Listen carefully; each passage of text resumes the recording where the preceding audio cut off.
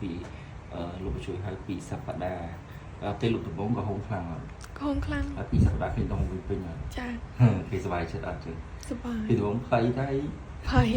គឺវាខំខ្លាំងពេកណាព្រោះប្រភេទជួយណែជាប្រភេទជួយដកចឹងអញ្ចឹងនៅពេលដែលយើងអត់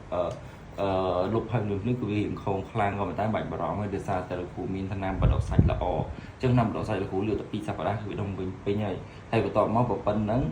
វានៅយើងដកសាច់ទៀតដោយសារយើងលាបថ្នាំស្នាមអញ្ចឹងលាបថ្នាំស្នាមទៅតរយៈពេល1ខែទៅ3ខែគឺបាត់ដោយសាច់ធម្មតាអញ្ចឹងខ្ញុំឃើញកន្លែងមួយចំនួនដែលគាត់ឥឡូវហ្នឹងព្យាយាមកាត់ទៅជួយច្រើនកាត់ទៅជួយកាត់សាច់ដុសច្រើនមិនដែរកាត់ហើយទៅជាអត់មានលាបថ្នាំលាបអីអញ្ចឹងអាហ្នឹងជាលទ្ធផលមួយអ្នកដែលកាត់ហ្នឹងដែលគាត់មករកខ្ញុំហ្នឹងភាគច្រើនមានស្នាមខ្លាំងហើយអាចឡើងផ្លាស់ហើយ